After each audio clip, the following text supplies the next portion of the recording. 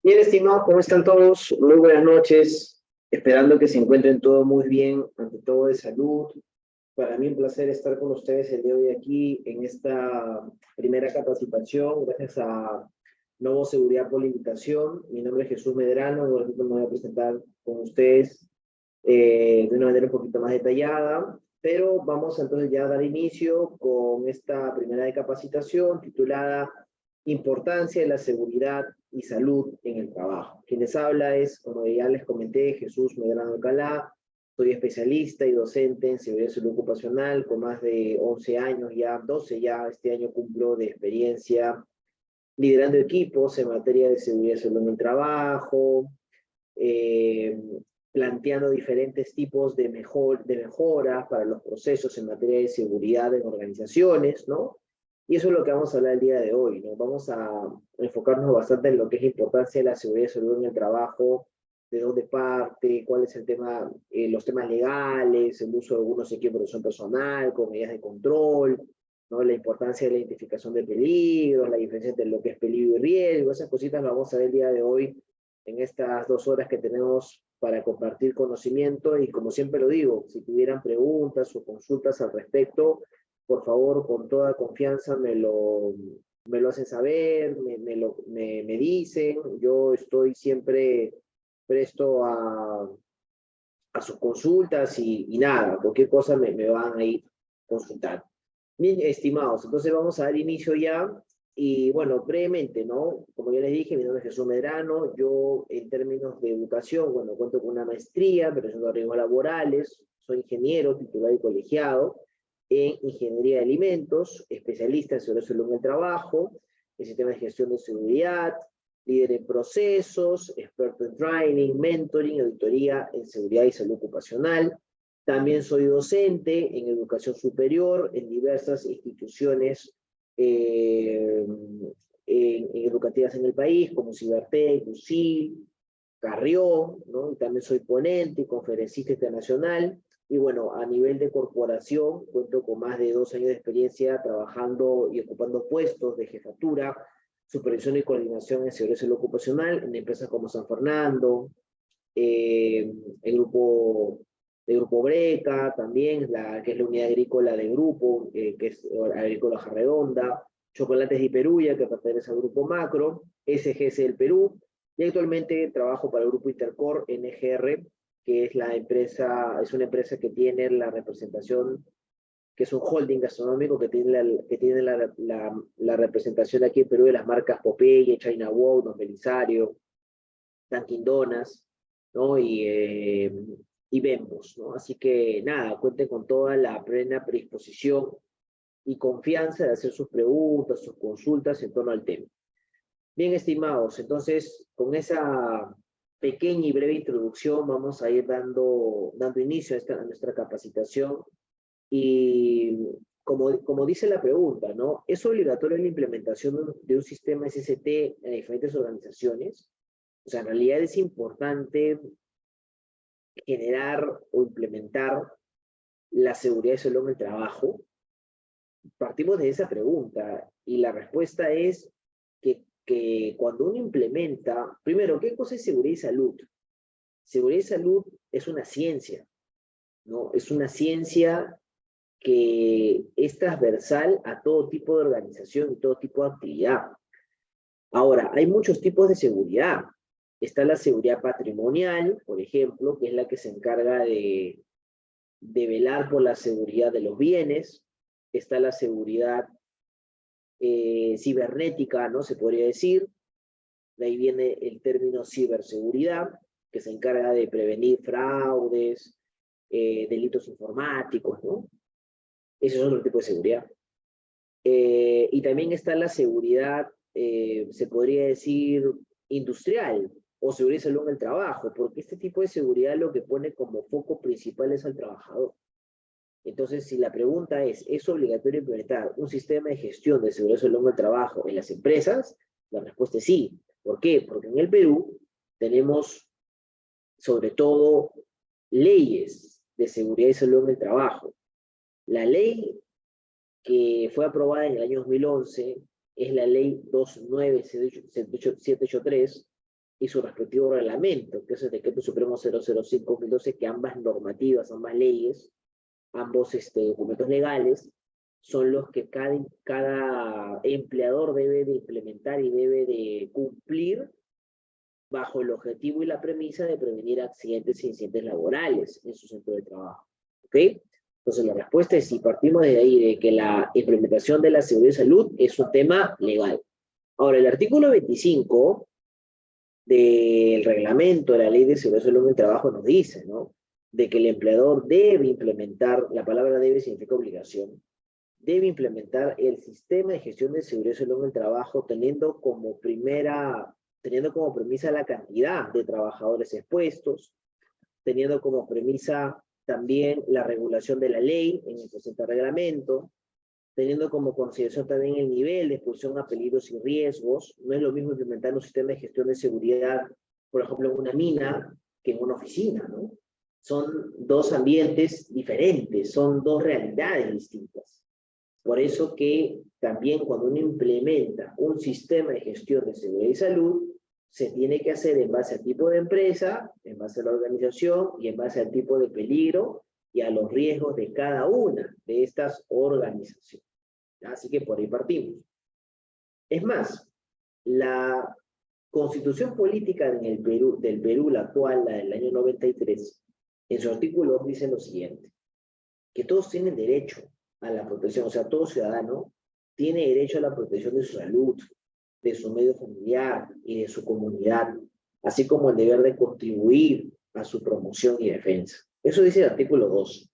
O sea, en resumen, más allá de la ley de seguridad, la Constitución indica que todo ciudadano peruano tiene derecho a preservar su salud, su integridad física. Y el artículo 7 dice lo siguiente, que toda persona tiene derecho a la vida, a su identidad, a su integridad física, moral, psíquica, a su libre desarrollo y bienestar, incluido el trabajo. Entonces, desde ahí partimos, ¿no?, de que la importancia de contar con normativas, con un sistema de gestión en las empresas para prevenir accidentes, viene a ser parte de una normativa legal y de un derecho de cada ciudadano que vive en nuestro país. ¿Ok? Ahora, esas normativas de seguridad y salud en el trabajo, Jesús, ¿cuáles son? ¿De dónde vienen? ¿Cómo es que se han ido implementando? Bueno, aquí está la respuesta. Porque lo siguiente que vamos a ver es esto: legislación y normativas aplicables. O sea, ¿qué legislación o qué tipo de legislación es la que aplica para ese tipo de, para la implementación, ¿no?, de este sistema de gestión de seguridad y salud ocupacional y con el trabajo, en base a lo que vamos a ver el día de hoy? A ver, y aquí les traigo como que una pequeña línea de tiempo, ¿no?, para que ustedes puedan ver. Si se dan cuenta aquí en esta línea de tiempo, donde ustedes puedan poder ver las diferentes actualizaciones y diferentes normas que han sido implementadas a lo largo de los últimos casi 10 años en materia de seguridad, son bastantes. Comenzamos en el 2011 con la publicación de la Ley de Seguridad y Salud del Trabajo, la Ley 29783, y su reglamento en el año siguiente, en el 2012, que es el Decreto Supremo 005, ¿no? El reglamento es como que el manual para poder implementar la ley, ¿ok? Sin embargo, los siguientes años, 2013, 2014, 2016, hasta el 2019, se aprobaron múltiples decretos supremos y algunas leyes que actualizaron o cambiaron algunos artículos, tanto de la ley original como del reglamento original. Sin embargo, a la fecha, si ustedes me preguntan cuál sigue vigente, actualmente las normativas vigentes, mis estimados participantes, colegas, alumnos, viene a ser la Ley 29783 y su reglamento, que es el Decreto Supremo 005 del año 2012. Ya después de la pandemia, ¿no?, en el año 2020, es que se aprueban algunas normas y leyes como el Decreto Legislativo, 1499-2020, el Decreto Supremo 001-2021 y la Ley 31246, como parte de llenar algunos vacíos que quedaron como que expuestos después de la pandemia. Entonces, estas normativas actuales también han sido muy relevantes, importantes, en lo que respecta a la legislación laboral en materia de seguridad y salud en el trabajo. Jesús, si antes del 2011 no había normativas, sí había, solo que eran decretos supremos. Y un decreto supremo quizás tiene menor peso en materia de aplicabilidad que una ley, ¿no? Entonces, en aquellos años, entre el año 2000, 2007, 2005, más o menos, había decretos supremos asociados al tema de seguridad, pero no eran del todo obligatorios. Y eso quizás jugó en contra para que las empresas vieran o leían la real importancia o la real premisa, ¿no? Una real relevancia a lo que es la seguridad y salud en el trabajo. Ya no fue hasta el 2011 que se aprueba la ley, con eso ya, lógicamente, ¿qué pasa cuando alguien no cumple una ley? Cuando alguien no cumple la ley, lógicamente se le multa. Entonces, lo que actualmente las empresas tienen que también hacer es implementar la ley de seguridad para prevenir multas, pero más allá de eso, para garantizar un ambiente que es derecho de un trabajador a, en este caso, estar o no estar expuesto, ¿no?, a accidentes e incidentes laborales. Muy bien, mis estimados. ¿Qué más tenemos por acá? Justo lo que les decía. Si nosotros analizamos las normativas, ¿cuál pesa más? Bueno, les cuento que hay una jerarquía en términos de normas legales que la podemos apreciar allí, que es la pirámide de Kessler, ¿no? Según la pirámide de Kessler, la norma más importante de todas, o el documento legal, por así decirlo, más importante es la Constitución Política del Perú, seguida de la ley, que sería la ley 297783, seguido del decreto supremo, que es el decreto supremo 005, seguido de las resoluciones ministeriales, como la RM 085-2013, que especifica los formatos obligatorios, sistemas de seguridad simplificado, la RM 375-2008, que es la norma de ergonomía, y como quinto y menor relevancia están las ordenanzas municipales, las normas técnicas peruanas, etc. ¿Ok? Entonces, si ustedes me preguntan a mí, ¿qué pesa más? ¿Una resolución ministerial o la ley? La respuesta es la ley. ¿Qué pesa más, la ley de seguridad o lo que dice la Constitución? Siempre va a ser, aquí la respuesta sería la Constitución. Entonces, esta pequeña pirámide creo que les va a servir de mucho para que ustedes puedan entender qué tipo de documento tiene mayor peso que otro y no se mareen, por así decirlo, y tratar de cumplir con cada uno de ellos. ¿Ya?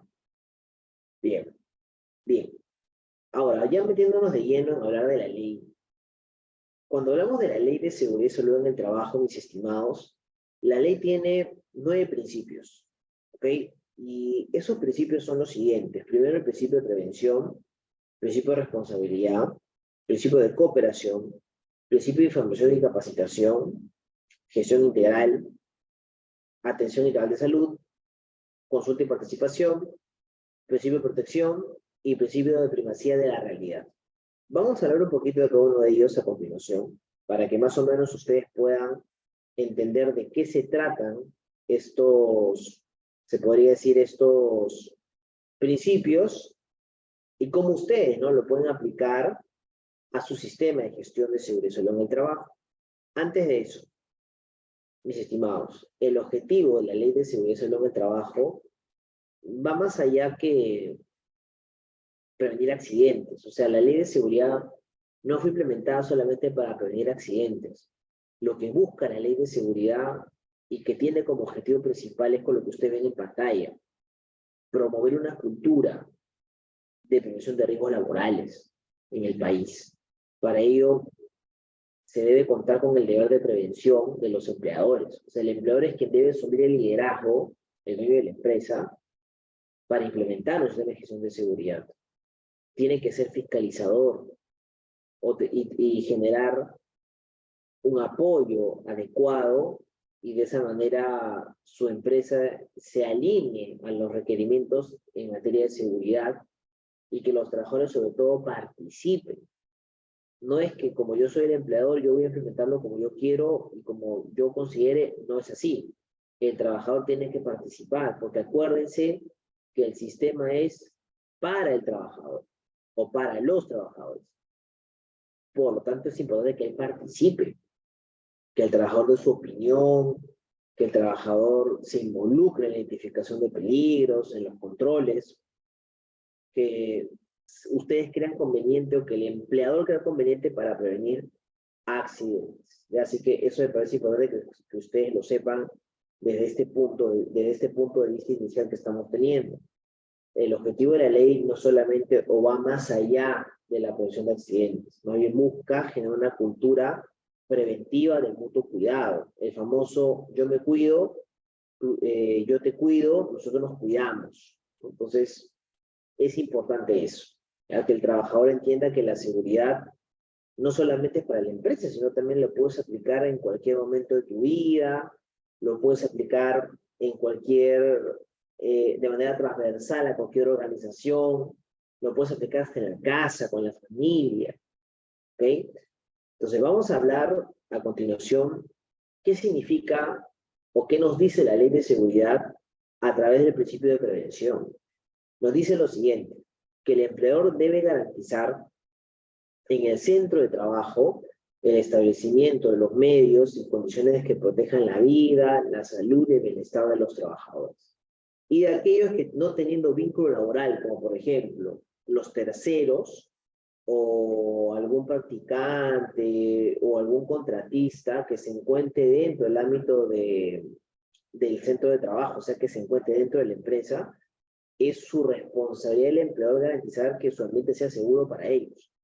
Debe considerar factores sociales, ¿no?, laborales y biológicos, diferenciados en función del sexo. O sea, si yo voy a prevenir riesgos o peligros a mi trabajador del sexo masculino, también lo tengo que hacer para el sexo femenino, y tengo que tomar en cuenta que las consecuencias para ambos los peligros pueden ser muy diferentes, las consecuencias, ¿no?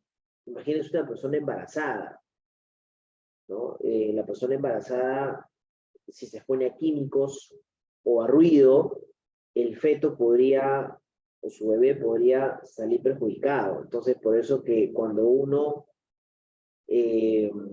identifica peligros o implementa medidas de control, tienen que ir bastante relacionados al sexo y a los peligros de cada uno de los trabajadores, ¿ok?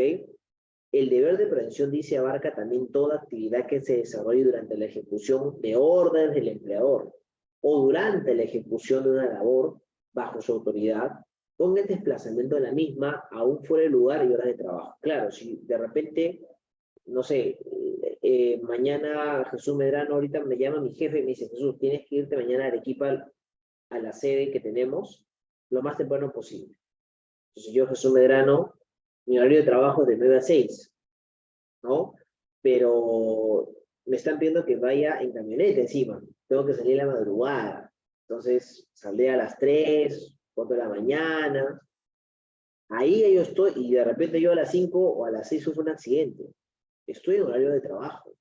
Aunque no estoy en horario de trabajo, el empleador tiene que haber garantizado que en ese horario que yo estoy manejando, para hacer una actividad de la empresa en provincia, la empresa tiene que garantizar mi seguridad. Tiene que darme todas las pautas necesarias para prevenir un accidente de tránsito que yo podría sufrir. ¿Me dejo entender? Eso se llama principio de prevención, ¿ya? Luego tenemos el siguiente principio, que es el principio de responsabilidad. El principio de responsabilidad, o aquí mejor dicho, el empleador ya asume las implicancias económicas, legales y de cualquier índole a consecuencia de un accidente o enfermedad que sufre el trabajador en el desempeño de sus funciones o a consecuencia de él conforme a las normas vigentes. Claro, o sea, cuando hablamos de responsabilidad, hablamos de que el trabajador tiene una responsabilidad para con sus trabajadores, sí, y si en caso no las quiera asumir y genera un abandono total de la preservación de la salud e integridad física de sus trabajadores, podría haber una responsabilidad en esto civil, administrativa, penal y solidaria. Es más, ahí les he puesto como que un extracto de una casación jurisdiccional que dice lo siguiente: en tal empresa X se determinó que el empleador, en su condición de garante de la seguridad y salud en el centro de trabajo, siempre será responsable por cualquier evento dañoso para la vida o salud del trabajador. Eso lo ha dicho un pleno jurisdiccional en un caso de un accidente fatal, donde la Corte pues asume eso, ¿no? De que el empleador tiene esa necesidad o ese principio de responsabilidad desde el aspecto legal de garantizar un ambiente de trabajo seguro. ¿Ya? Luego tenemos, otro ejemplo acá. Dice, creación laboral de 2016. Probada la existencia del daño sufrido por el trabajador, debe atribuirse el mismo al incumplimiento por el empleador de un deber de prevención, hecho que genera la obligación patronal a pagar a la víctima sus derechohabientes una indemnización. Claro, o sea, si se demuestra, ¿no?, que el empleador pues incumplió bajo este principio, pues lamentable, y el trabajador sufrió un accidente fatal, por ejemplo, ahí pues había ya un hecho de indemnización, ¿no?, previa corroboración de los hechos. Aquí igual, ¿no? En el desplazamiento de una persona sufrió un accidente de trabajo, ese accidente, a pesar de que no está en hora de trabajo, se considera un accidente de trabajo, y por tanto la persona, si lamentablemente fallece, pues se evalúa el tema de la indemnización. Tal cual. Luego tenemos el principio de cooperación. El Estado nos dice, los empleadores y los trabajadores y sus organizaciones sindicales establecen mecanismos que garanticen una permanente colaboración y coordinación en materia de CCT. También nos dice que debe existir mecanismos que garanticen necesariamente la permanente colaboración y coordinación. ¿Entre quién? Entre los protagonistas involucrados en materia de seguridad y salud en el trabajo. ¿Y cuáles son justamente esas personas, ¿no? Esas personas que donde debe haber una cooperación integrada es el empleador y los mismos trabajadores, ¿no?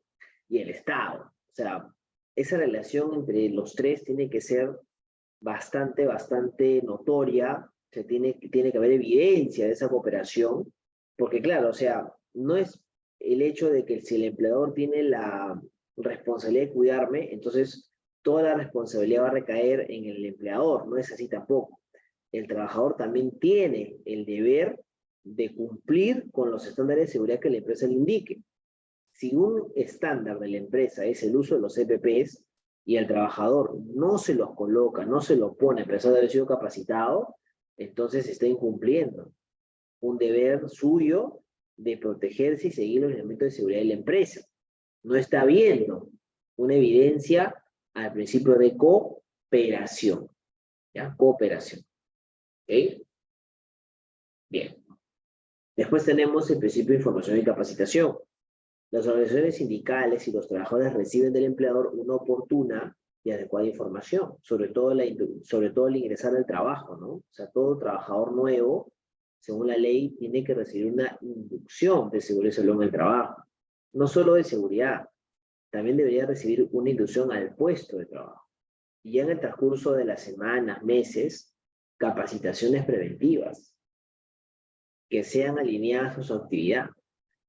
Si el trabajador, no sé, no trabaja con energía eléctrica, yo no puedo darle una capacitación de uso de herramientas eléctricas, por ejemplo, si no las usa y peor aún, no es parte de su trabajo. Entonces, las capacitaciones que yo le brinde a mi trabajador tienen que ser directas y relacionadas a sus peligros y sus riesgos. Con eso estaría cumpliendo con el principio de información y capacitación. ¿Ok? Claro, y las capacitaciones tienen que ser bastante enfocadas a los periodos y los riesgos de cada trabajador. Acá vemos un ejemplo, una casación de SUNAFIL. ¿Qué cosa es la SUNAFIL? Es la Superintendencia Nacional de Fiscalización Laboral. Es el ente del Estado que va a garantizar o que debería garantizar que se cumplan con lo que se indican en las leyes sociolaborales. Dice lo siguiente: si bien es cierto, ambas capacitaciones, parece que aquí este empleador ha presentado capacitaciones por seguramente un accidente, dice, versa sobre seguridad y salud en el trabajo, se advierte que son temas de carácter general. O sea, parece que las capacitaciones fueron muy generales y no acreditan una adecuada capacitación, respecto a los riesgos específicos a los cuales se encuentra expuesta la trabajadora. Claro, es como que tú tengas un trabajador no sé, que está en un andamio limpiando lunas de vidrio. Entonces, y de repente tú lo capacitas y de repente su peligro más crítico es el riesgo, perdón, más crítico es la altura, ¿no? La altura, el peligro de altura, riesgo caída. Entonces, y tú de repente no estás haciendo nada como para controlar ese riesgo crítico, ¿no? Entonces, ante eso, las capacitaciones de entrenamiento son vitales para prevenir y disminuir accidentes. Principio de gestión integral. Nos dice que todo empleador promueve e integra la gestión de la seguridad y salud en el trabajo a la gestión general de la empresa.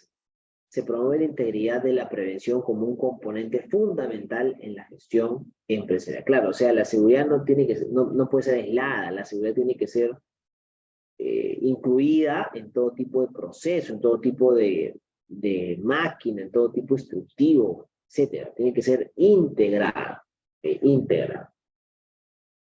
Principio de atención integral de salud. Los trabajadores que sufran accidentes o fallas ocupacionales tienen derecho a las prestaciones de salud necesarias, suficientes hasta su recuperación y rehabilitación.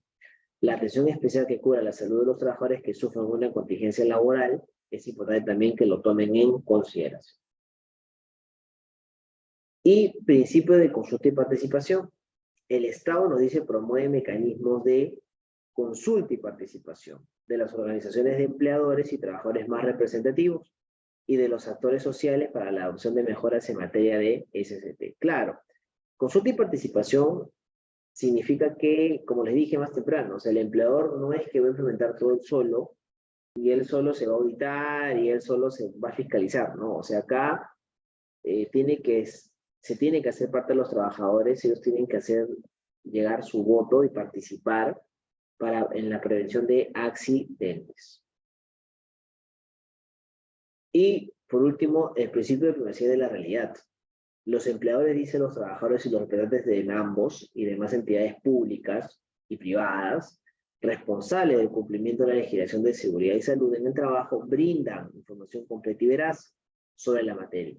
De existir discrepancia, ojo, entre el soporte documental y la realidad, las autoridades optan por la constatada en la realidad, claro. O sea, como le dije más temprano, si yo tengo una mina, yo no la puedo implementar como si fuera una oficina o viceversa, ¿no? Si yo tengo una planta de agua, yo no la puedo implementar como que si fuera un espacio confinado, ¿no? Y viceversa. Entonces, los peligros, los riesgos y las necesidades son diferentes. Y principio de protección, ¿no? Los trabajadores nos dicen que tienen derecho a que el Estado y los empleadores aseguren condiciones de trabajo dignas, que garanticen un estado de vida saludable, físico, mental y socialmente en forma continua. Dichas condiciones nos dicen deben proteger a que el trabajo se desarrolle en un ambiente seguro y saludable. B, que las condiciones de trabajo sean compatibles con el bienestar y la dignidad de los trabajadores y ofrezcan posibilidades reales para el logro de los objetivos personales de los trabajadores. ¿Okay? Es el principio de protección. Jesús, ¿y todo esto a quién se aplica o cómo se aplica? O sea, todos estos principios, ¿no? Que acabamos de ver, ¿cómo es que se aplica? A ver, primero, el ámbito de aplicación, cuando hablamos de ello, de la Ley de Seguridad y su reglamento, chicos, primero que aplica a todos los sectores económicos y de servicios, tanto a trabajadores que laboran por cuenta propia, independientes, como a trabajadores y funcionarios del sector público. También aplica a trabajadores de las Fuerzas Armadas, la Policía Nacional, los bomberos, y también a todos los empleadores y los trabajadores bajo el régimen laboral de la actividad privada, todo el territorio nacional. O sea, las normativas que hemos visto aplican a prácticamente no todo tipo de organización. Por ende que es importante. Y una vez que implementamos el sistema de gestión de seguridad y salud en el trabajo, ¿cómo está conformado? A ver, primero se establece el alcance. El alcance es de dónde y hacia dónde yo voy a implementar mi sistema de gestión de seguridad. Por ejemplo, yo de repente tengo 3 empresas, una en Lima, una en Arequipa y otra en, no sé, en Tacna, ¿no? Entonces, ¿cuál va a ser mi alcance? ¿Qué sede o cuáles sedes voy a implementar mi sistema de gestión de seguridad y salud ocupacional. De repente en Arequipa, de repente en, no sé, en X sede, o en todas, y eso va a ser un alcance. Luego, la línea base. La línea base, ¿qué cosa es? Es un diagnóstico para saber cuánto nivel de cumplimiento está teniendo de repente la empresa en torno a la ley de seguridad y salud ocupacional. Ya, eso es la línea base. Es más, la línea base podría yo decirles que es como una auditoría. Ya, cuando llega un auditor o un inspector SUNAFIL, lo primero que te va a preguntar es tu línea base.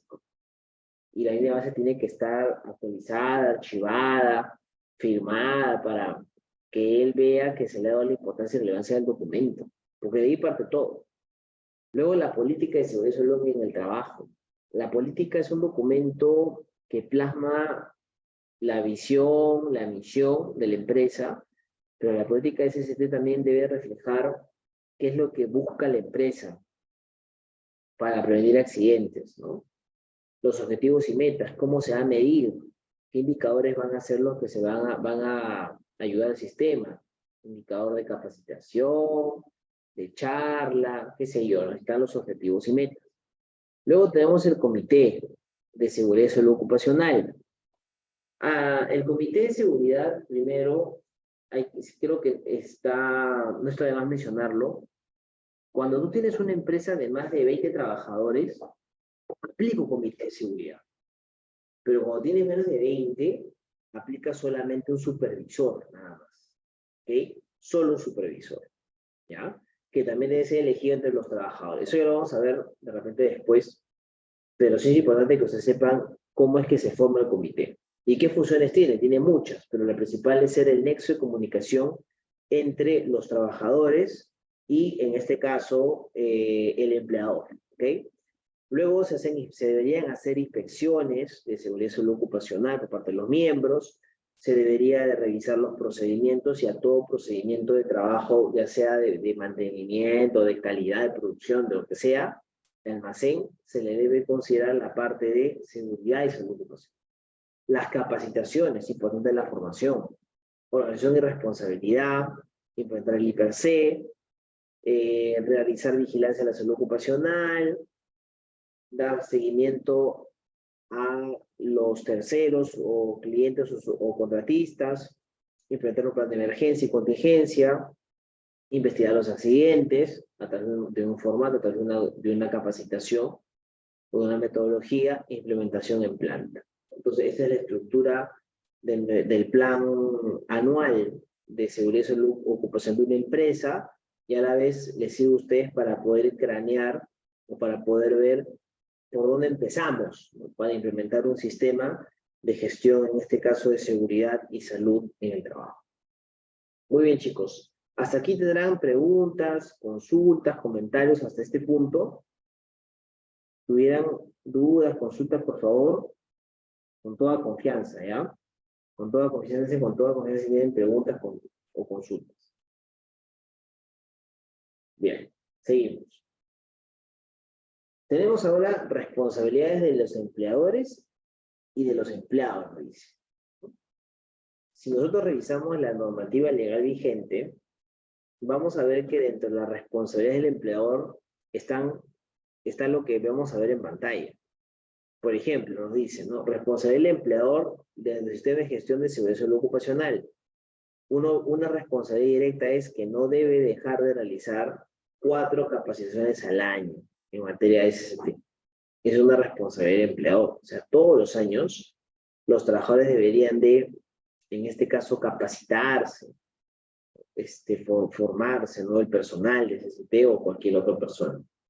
También entregar a cada trabajador la copia del Reglamento Interno de Seguridad y Salud en el Trabajo. Adjuntar al contrato la descripción de las recomendaciones de seguridad y salud ocupacional. Cuando tú empiezas a trabajar, tener un contrato, ¿no es cierto? En ese contrato se debería estipular cuáles son las recomendaciones que tú debes seguir para prevenir un accidente. Si yo soy almacenero, de repente mis recomendaciones es que use mi casco, por ejemplo, mis botas, mis guantes, y que esta puede usar faja, ¿no? De repente otra recomendación es que tengo que asistir a mis capacitaciones de ergonomía. De repente otra recomendación es que tengo que ir a realizar o tengo que formarme o capacitarme en manipulación correcta de estocas, o de apilador, o de montacarga, qué sé yo. ¿Ya? Entonces, por ahí lo vamos chequeando. Después también es importante elaborar un mapa de riesgos con la participación de la organización sindical, representantes de los trabajadores, delegados, el comité de SCT. Y también brindar, es otra responsabilidad del empleador, brindar facilidades económicas y licencias con OCAB para la participación de los trabajadores de cursos en formación de la materia, ya para que lo tengan ahí en consideración. Muy bien. ¿Y cuáles son los derechos y obligaciones, Jesús, entonces, de los trabajadores? Ya, aquí se los explico. Primero, comunicación con los inspectores de trabajo, ¿no? O sea, el trabajador tiene derecho, ¿no?, a una comunicación con algún inspector en caso de una visita. A la protección contra los actos de hostilidad.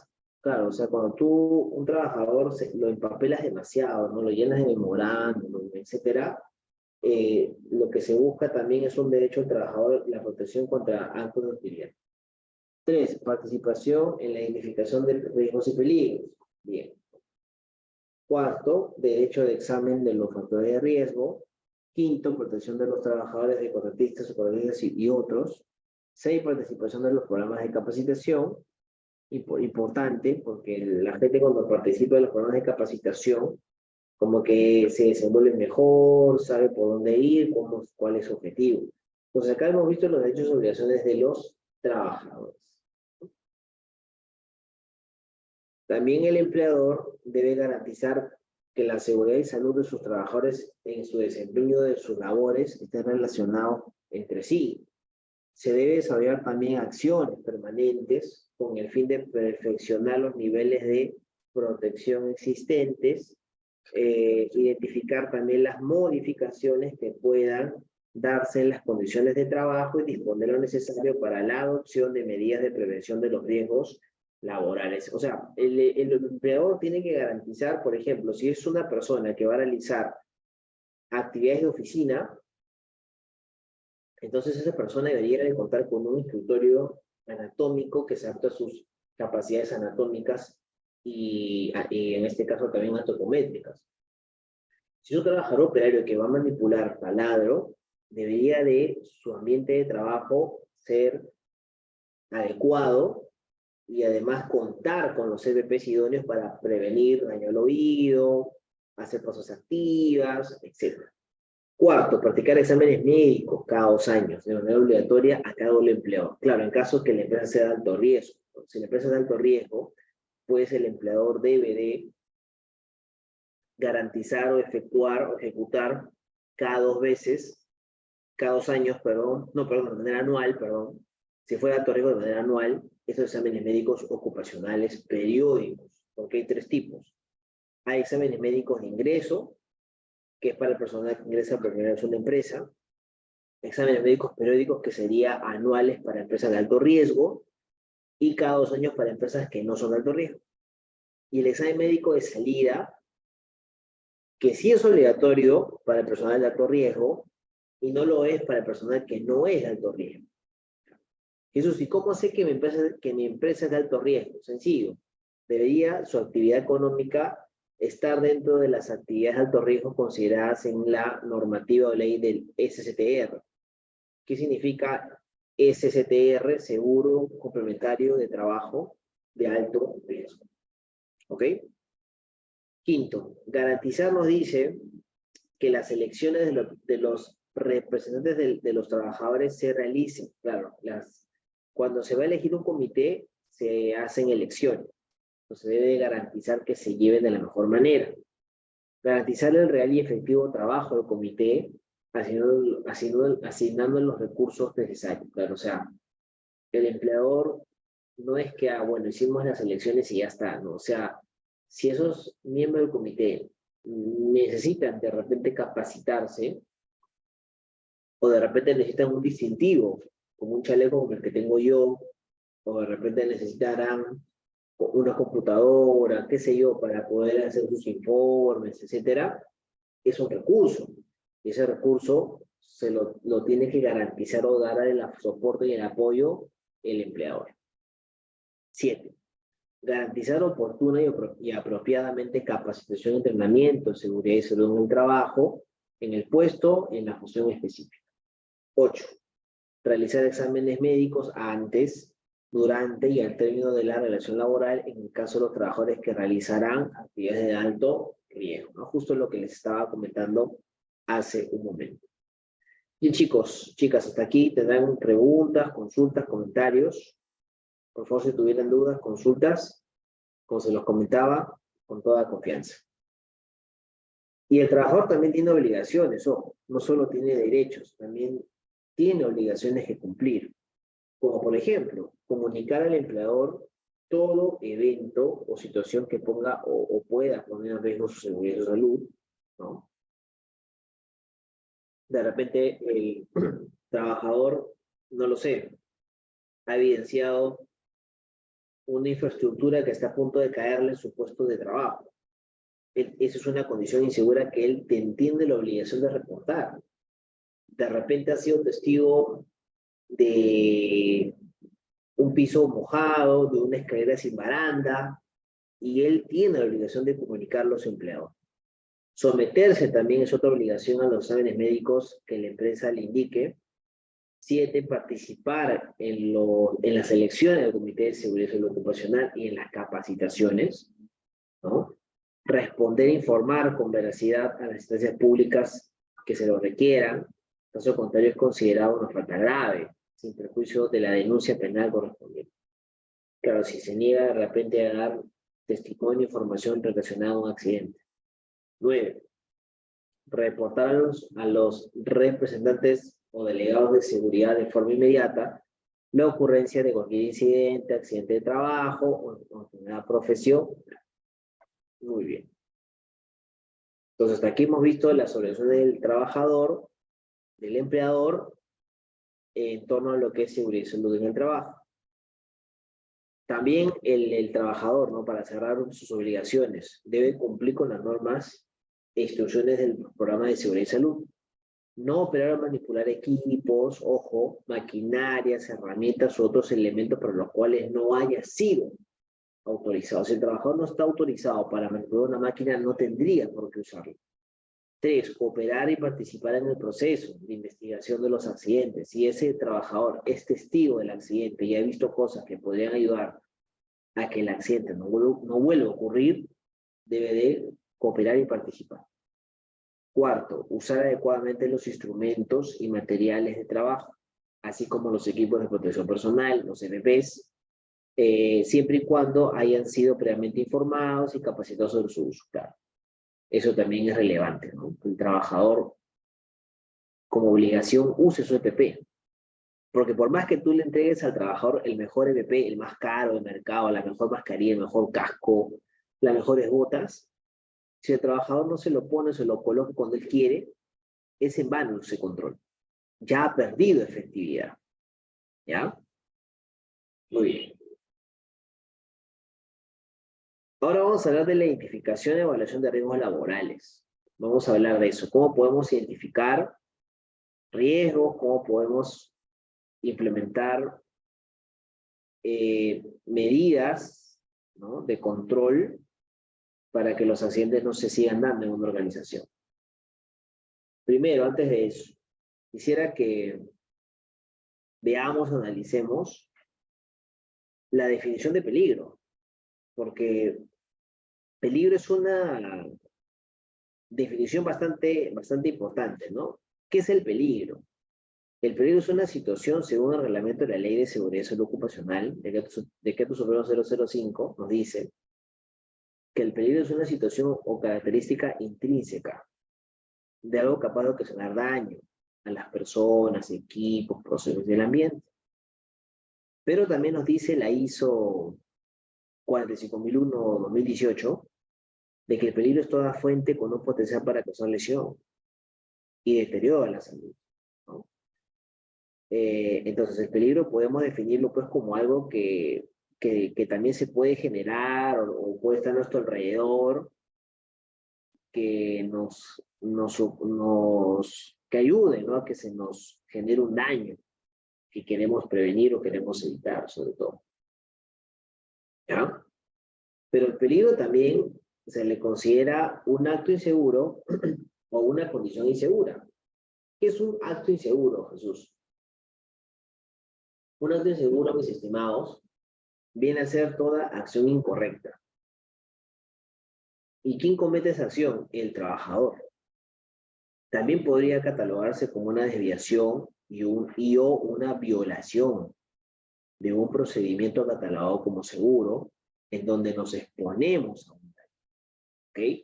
Un acto inseguro, mirar el celular mientras se baja las escaleras o mientras se maneja. Acto inseguro, no usar los EPPs. Otro acto inseguro, correr cuando está prohibido en una zona, no señalizar mi área de trabajo, obstruir salidas de emergencia, son actos inseguros, ¿ya? Pero después tenemos condiciones inseguras, y la condición insegura es toda situación física que se encuentra a nuestro alrededor y que nos puede generar un daño. Ejemplos, pisos mojados, grietas de repente en un techo a punto de caerse. ¿Qué más podría ser? Escaleras sin pasamanos, o en mal estado, ¿no? Entonces hay muchos ejemplos entre lo que es un acto y una condición insegura. Es más, yo les digo algo más. Antes de ver este videito bastante interesante y dinámico de lo que es la explicación de don Ramón de lo que es el peligro. En el Perú, en los últimos 10 años, lamentablemente, el número de accidentes de trabajo, sobre todo mortales también, han sido en un 85, casi 90%, el motivo de la causa, la generación de actos inseguros. ¿Ok? Entonces, nos hace pensar de que todavía hay mucho trabajo por hacer en materia de seguridad, que muchos trabajadores todavía quizás no diferencian la definición entre lo que es peligro y riesgo, se confunde, o peor aún, hasta ahora quizás en alguna organización nadie les haya hablado de lo que es el peligro y lo que es el riesgo. Entonces el peligro, como ya lo vimos, ¿no? Es una forma o es algo que te puede generar un daño. Entonces vamos a escucharlo acá a este famoso personaje de la vecindad, famoso don Ramón, donde en este pequeño y breve video nos cuenta un poquito acerca de lo que es el peligro, ¿ya? Y lo comentamos al término.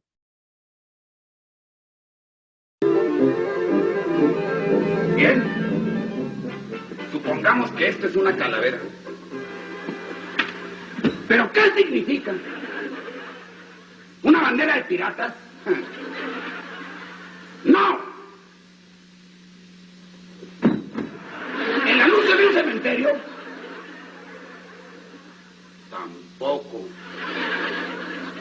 Esta calavera significa ¡peligro! ¿Lo oyeron bien?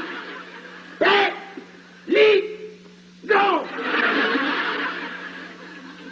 Por ejemplo, si ven una calavera en una botella, significa que esa botella contiene veneno. Y si ustedes la beben,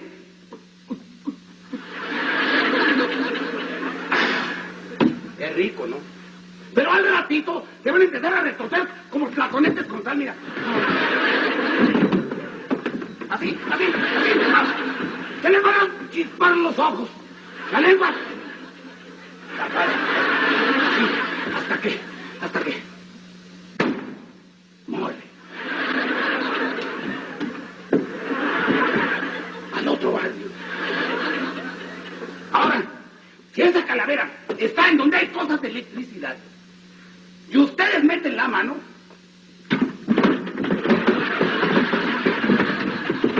se van a empezar a retorcer como chinicoles sin cobrar.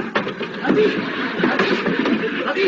hasta que el cuerpo ya no aguante y se prepare para exhalar el último suspiro. ¡Bravo! ¡Bravísimo, don Ramón! ¡Bravo, lo felicito! ¡Qué bárbaro!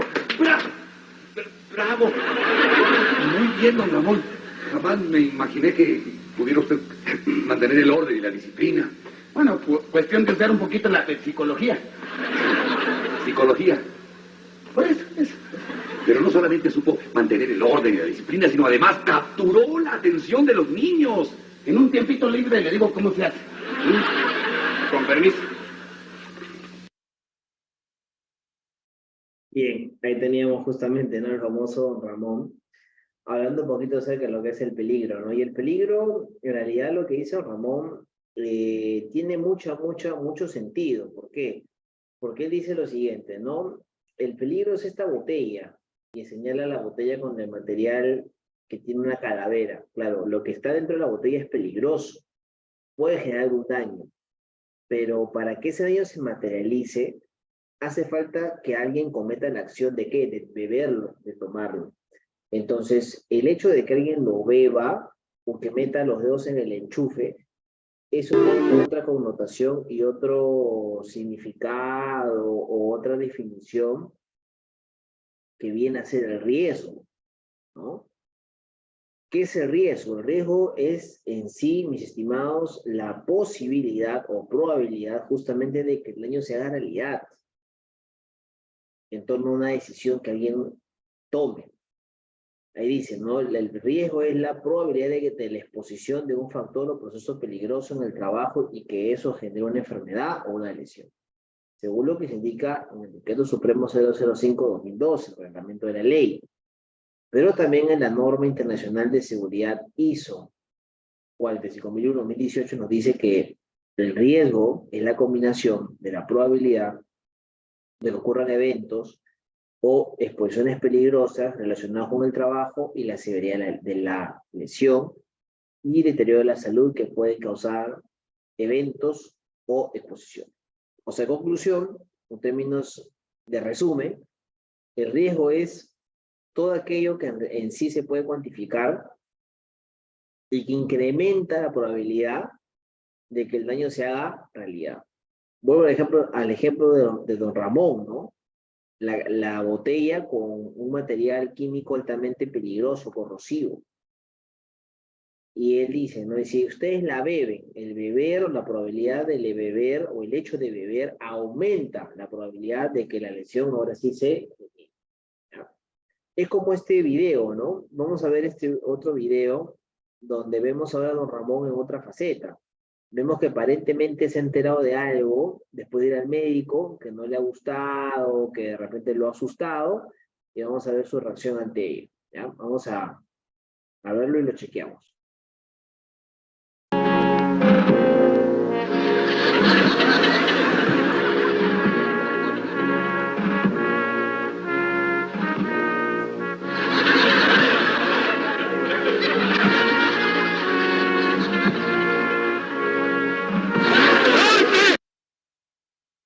Bien, don Ramón aquí lo que ha pasado es que él ha ido al médico.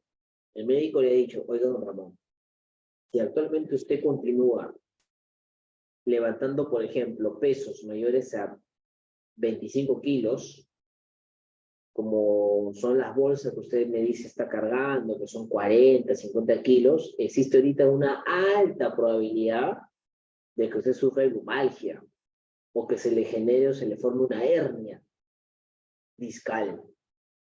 Y por ende es el dolor incesante que usted ahorita siente. Entonces, don Ramón, al escuchar eso, ¿cómo se siente? Como vemos en el video, ¿no? O sea, preocupado, siente que ya su columna se le va a quebrar, ya siente la muerte cerca. Entonces, por lo tanto, el riesgo es eso. Es esa circunstancia que cuando se da, incrementa, repito, aumenta la probabilidad, la posibilidad de que el daño no se materialice. En el caso de don Ramón, está a punto de materializarse en una hernia discal. ¿Ok? Ese es el riesgo. Ya depende, ¿no? De don Ramón, ya no levantar más de 25 kilos para que esta lesión no ocurra, ¿no? Y que lógicamente no se exponga. ¿Ya? Y como esta imagen, miren, si yo les preguntara a ustedes cuál es la diferencia entre peligro y riesgo, ustedes ven ahí a la izquierda un tiburón en el mar y un bañista cerca del tiburón. Y a la derecha vemos que ya el bañista no está en la orilla.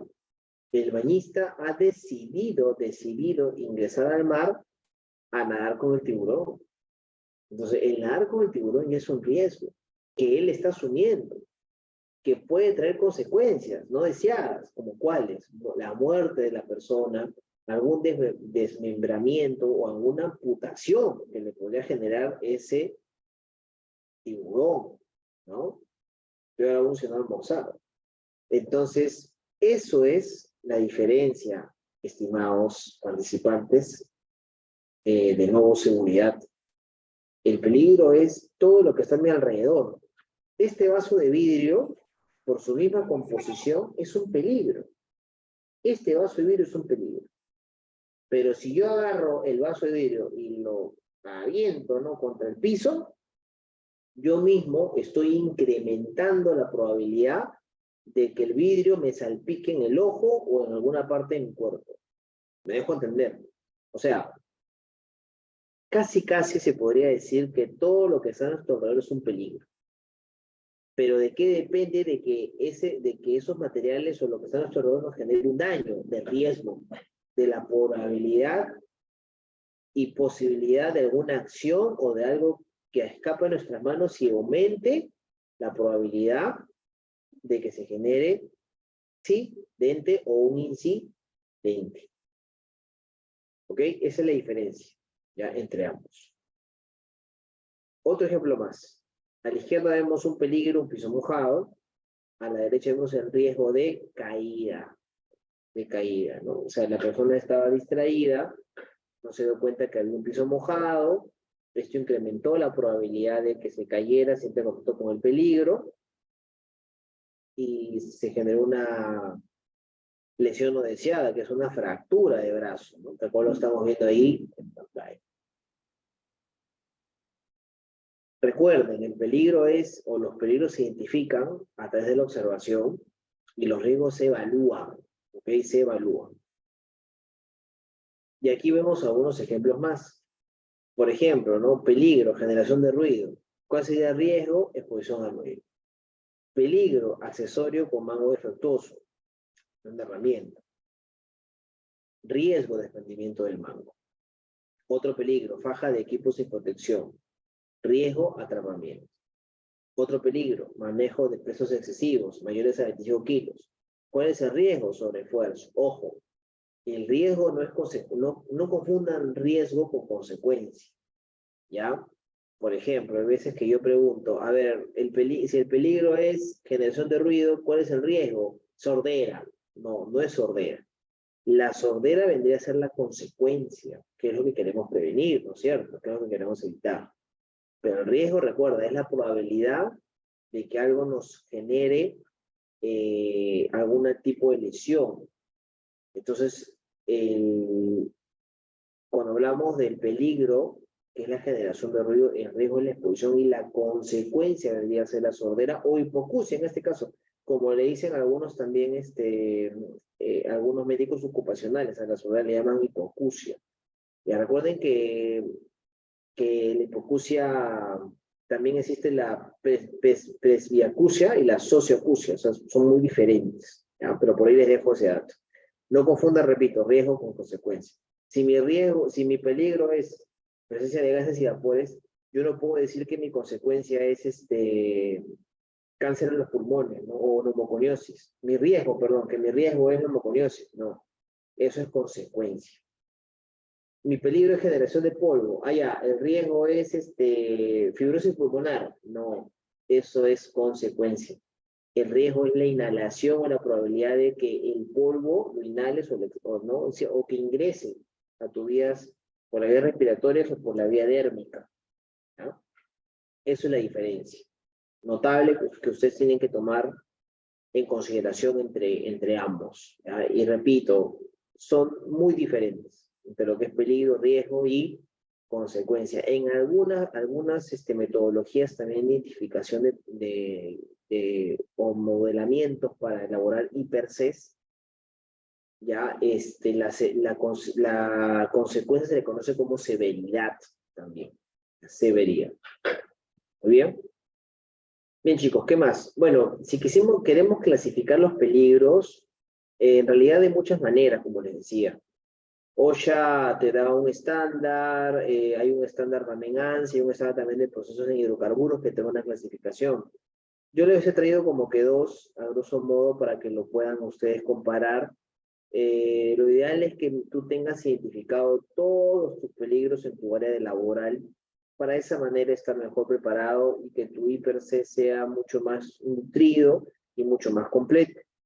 Los peligros, por ejemplo, que tenemos acá son físicos, químicos, biológicos, ergonómicos, psicosociales, locativos, mecánicos, ¿no es cierto? Y eléctricos. Esa es una clasificación. Otra clasificación es cuando tú de repente englobas los peligros biológicos, los peligros químicos, los peligros ergonómicos, los peligros físicos, naturales y de condiciones de seguridad.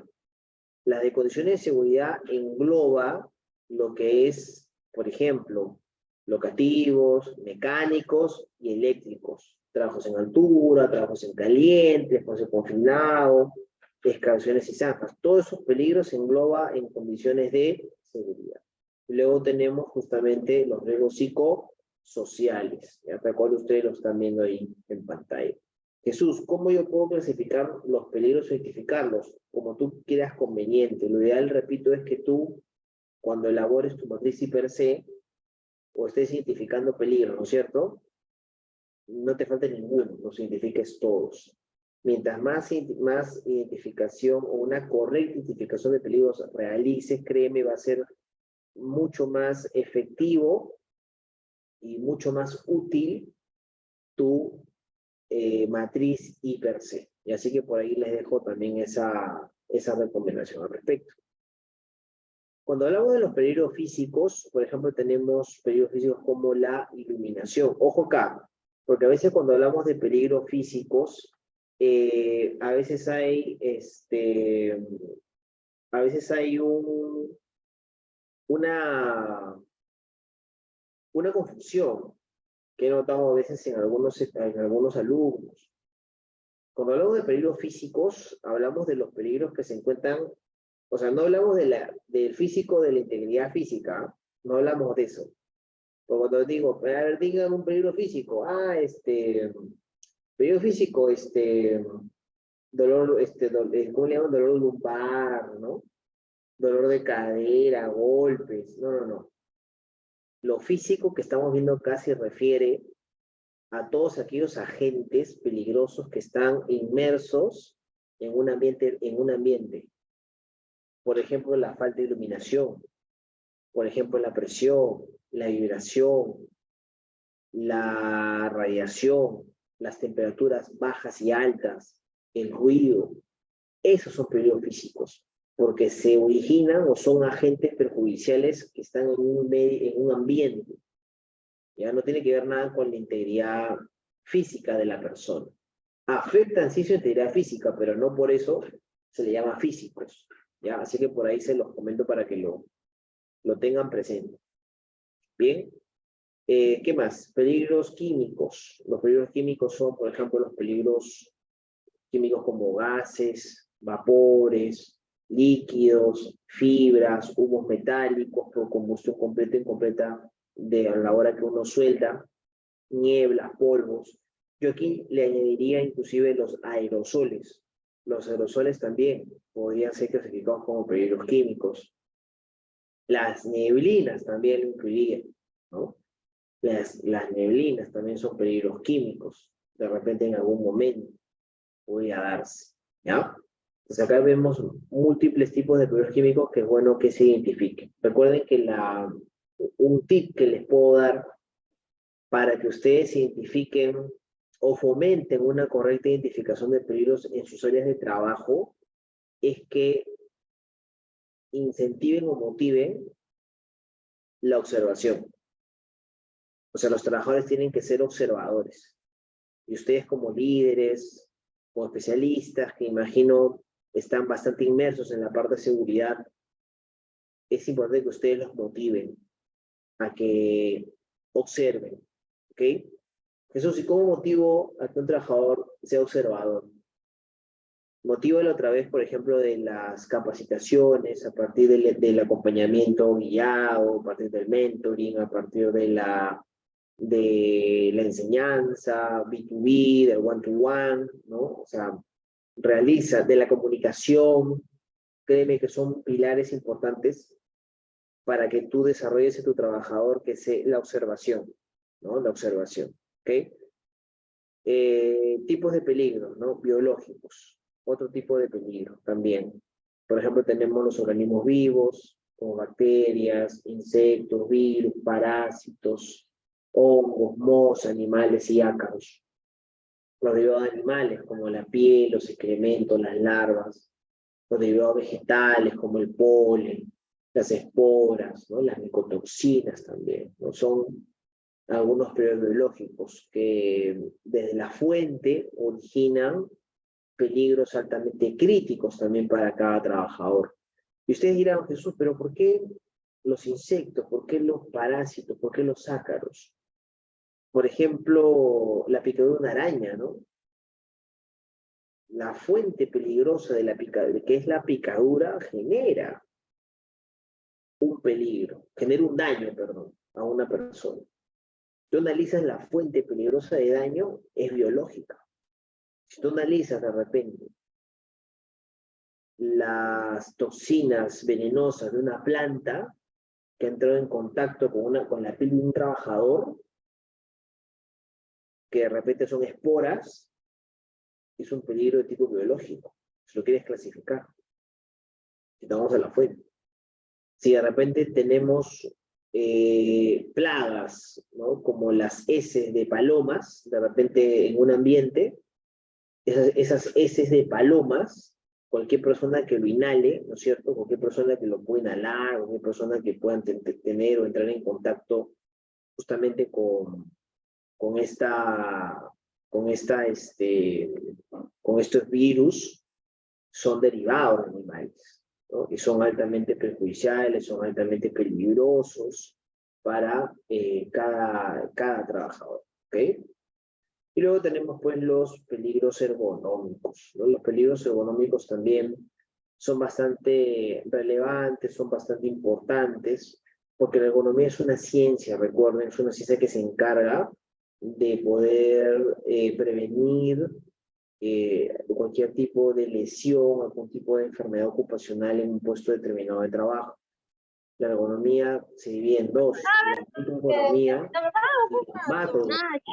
La microergonomía justamente se encarga de lo que es el diseño, ¿no? Vemos de puestos de trabajo a través de la medición de frecuencia, fuerza, posturas a través de las posiciones, los giros, los sobreesfuerzos, la repetitividad, la posible fatiga y el tiempo acumulado que podría tener una persona sentada o parada incluso. O sea, todo eso influye. Y para eso hay que establecer, ¿no? Mecanismos de función adaptados al puesto de trabajo. Y la macroeconomía va más allá, porque la macroeconomía ya genera un diseño de la organización a través de la motivación, la monotonía, la sobrecarga y las interrelaciones laborales. Por ejemplo, el clima laboral, la comunicación, todo ese tema también que genera o que puede llegar a dar un mayor impacto positivo y clima laboral, parte de la macroergonomía. Otros peligros psicosociales. Los peligros psicosociales también son relevantes, ¿ah? Por ejemplo, la inseguridad en el empleo, ¿no? O sea, la pregunta que yo les haría a ustedes es, una persona que sienta, ¿no? Que tenga una inseguridad en su empleo, que tenga un jefe, ¿no? Autoritario, con un estilo de mando bastante, ¿cómo se puede decir? Bastante enfático, bastante, con mucha presión, ese trabajador definitivamente va a aumentar la probabilidad de que en algún momento se pueda enfermar, o en algún momento de repente por algún motivo se frustre, ¿no? Se estrese. Y el estrés también podría generar una enfermedad como consecuencia, que es el síndrome de burnout.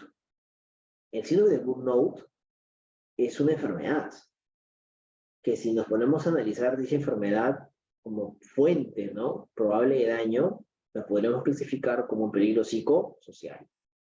La organización del trabajo también, el acoso psicológico sexual, es otro tipo de peligro.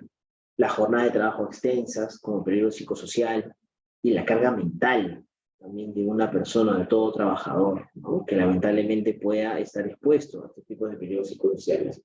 ¿Qué otros peligros psicosociales más podríamos también generar? Por ejemplo, ¿no?, la monotonía, el favoritismo, de repente entre trabajadores, de repente la falta de oportunidad, la desmotivación, ¿no? Son peligros, entonces los peligros laborales que incrementan de cierta manera los riesgos a que una persona pues, pueda también accidentarse.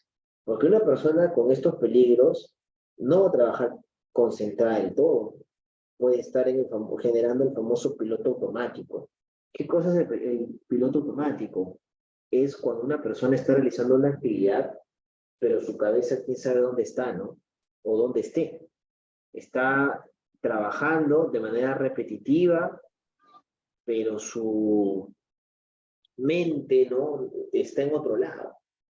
Esa es la persona, se podría decir, que trabaja en este famoso piloto automático. Cuando la persona no es consciente de la línea de fuego que está a su alrededor. ¿Qué cosa es la línea de fuego, Jesús? La línea de fuego es cuando el trabajador ya está a punto de entrar en contacto con, o mejor dicho, está incrementando indirectamente el riesgo, la probabilidad de cruzar esta línea y de que se genere la consecuencia no deseada, que puede ser una fractura, una quemadura, o hasta la muerte, ¿no?, del trabajador. ¿Ok? Bien. Condiciones de seguridad, ¿no? Acá tenemos, por ejemplo, peligros mecánicos, peligros eléctricos, peligros locativos. Los peligros locativos tienen que ver más con la falta de orden y limpieza, por ejemplo. Los riesgos de incendio, los trabajos en altura, en espacios confinados, trabajos con de riesgo eléctrico, excavaciones y zanjas, no trabajos en caliente. Son condiciones de seguridad que cuando se generan o están, ¿no?, dentro de un contexto, pues pueden también pues, generar algún tipo o producir algún tipo de daño hacia las personas. Por supuesto que ustedes lo clasifiquen y luego lo identifiquen. Y eso no es todo, ¿ah? También me animaría a decirles que existen otros tipos de peligros, por ejemplo, naturales, como por ejemplo la presencia de sismos, tsunamis, inundaciones, actividad volcánica, huaicos, lluvias, tormentas eléctricas. Por ejemplo, aquí también podríamos citar, ocurre, ¿no? Podríamos citar también a el famoso granizo, ¿no? Por ejemplo, en Andamina, que justo estuve hace como 4 o 5 meses, el granizo, ¿no? Las tormentas eléctricas. Justo cada 2 semanas estoy yendo al norte, a la Sierra Norteña, a realizar algunos trabajos ahí para una minera. Y en Huancabamba, por ejemplo, en Huancabamba y Abaca, hay tormentas eléctricas, ¿no? Entonces, son peligros también naturales que podrían generar algún tipo de lesión a los trabajadores, ¿no? Muy bien. ¿Y por qué se dan estos peligros o por qué generan daño? Sencillo, porque depende del riesgo, y el riesgo es la combinación de que ocurran los accidentes o eventos peligrosos y que sumado a la severidad se produzca la lesión o algún deterioro a la salud, ¿ok? Por eso que el riesgo es igual al evento, exposición peligrosa, más la severidad. Ejemplo, Jesús, vamos a verlo acá, miren. Un ejemplo, el riesgo podría ser igual a una persona que se ha golpeado contra un objeto y que esto le genere una consecuencia, ¿no? Una severidad que sea una fractura. Golpeado por objeto en movimiento, evento de posición peligrosa, y la consecuencia podría ser una fatalidad, un aplastamiento, ¿no? Un desmembramiento. Otro riesgo, caída del mismo nivel, por rebalón o tropezón. ¿Cuál sería la consecuencia? ¿No es cierto? ¿Cuál sería de repente en este caso también el resultado negativo? Podría ser también una fatalidad, una fractura, un esguince. Caída de distinto nivel, de plataforma de escalera. ¿Cuál sería la severidad o consecuencia? Igual, ¿no? Fractura, fatalidad, etc. Atrapado por puntos filosos o cortantes. Sería el riesgo, el evento de explosión peligrosa, más la severidad o consecuencia que podría ser cortes, laceraciones o amputaciones. Atrapado, ¿no? En estructura o en un gancho, o agarrado, colgado en un gancho. Sería el riesgo. ¿Cuál sería la consecuencia? También golpes, cortes, etcétera, ¿no? Fracturas. Otros ejemplos más, ¿no? Contacto con electricidad, ¿cuál sería el riesgo? Quemadura. Sobretensión o sobreesfuerzo, ¿cuál sería la severidad o consecuencia? Lumbalgia. Atrapado o entre, ¿no? Entre partes de movimiento. Consecuencia, aplastado, aplastamiento, amputación, fatalidad, ¿no? Como vamos ahí.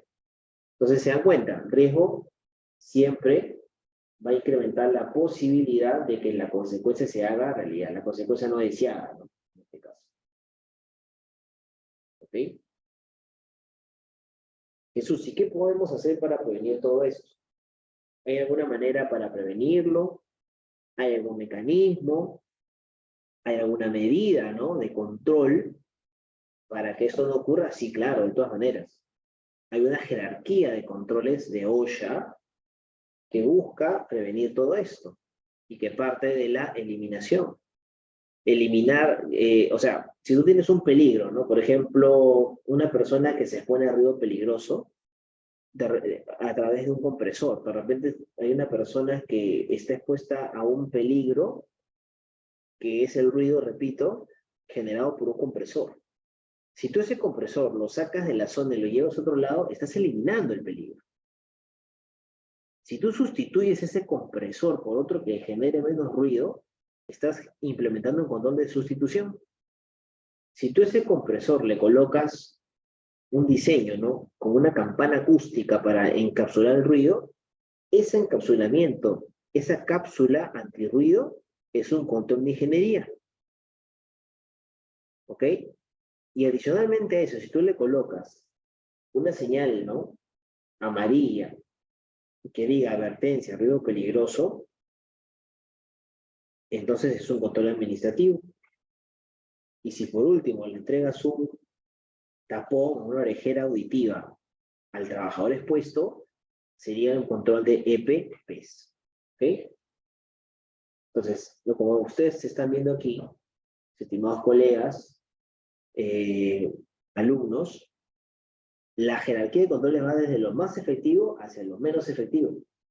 Y si ustedes se dan cuenta, el control menos efectivo siempre para implementar o identificar medidas de control, o para implementar, perdón, medidas de control, son los EPPs, ¿no?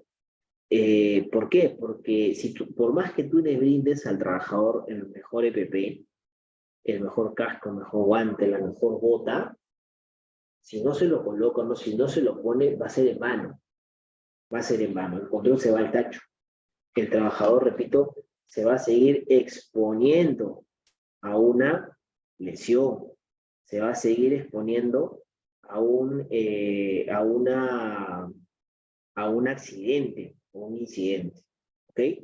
Ahora, en la ley de seguridad, en el artículo 21, tenemos también otra jerarquía muy parecida, solo que cambian algunos, se podría decir, pasos, ¿no? O sea, primero es eliminación, luego tratamiento de control de aislamiento, que sería control de ingeniería, luego sigue minimización, ¿no? y sustitución y EPPs, ¿no? Minimización sería control administrativo, ¿no? Luego sigue sustitución y luego sigue EPP. ¿Ok? Entonces, siempre los controles más duros va a ser eliminación, tratamiento y control de aislamiento. Y los más blandos siempre va a ser sustitución, EPP y minimización. Según esta, ¿no? Esta clasificación, mis estimados, ¿ya? Para que lo tengan presente. Muy bien. Perfecto. Si tienen consultas, preguntas. Ah, Giovanni me dice, ¿y por qué no se ocupa lo que dice la ley 383? En realidad, algunos sí lo cumplen, Giovanni. Buena pregunta. Algunos sí lo cumplen. Por ejemplo, en hidrocarburos, si aún no tienes la oportunidad, o si has tenido la oportunidad de estar en un campamento de hidrocarburos, en Petroperú, en Perupetro, ellos cumplen con esta jerarquía de controles. Es más, para elaborar un ATS, un IPRC, que puede ser un tema que después toquemos en Nuevo Seguridad, ellos cumplen con esta jerarquía de controles. Sin embargo, la jerarquía de controles creo que más se utiliza, al menos acá en Perú, ¿no? Para elaborar ATS, para IPRC, es esta, ¿no? La de OSHA, OSHA 1910, ¿no? Es como que la más popular, se podría decir, ¿no? Pero no, sí, algunas empresas sí cumplen lo que dice el artículo 21, que está acá, ¿ok? No todas, ¿no? No todas. Bien. ¿Qué más? Y bueno, esta jerarquía de controles se implementa justamente para elaborar correctamente un IPRC. Y el IPRC es la matriz donde vamos a identificar, o vamos a colocar la identificación de los peligros, vamos a cuantificar los riesgos, y vamos a implementar los controles que sean netamente necesarios para prevenir accidentes, ¿no? Entonces, cuando tú elaboras el IPRC, ¿qué tienes que tomar en consideración? Como dice acá, ¿no?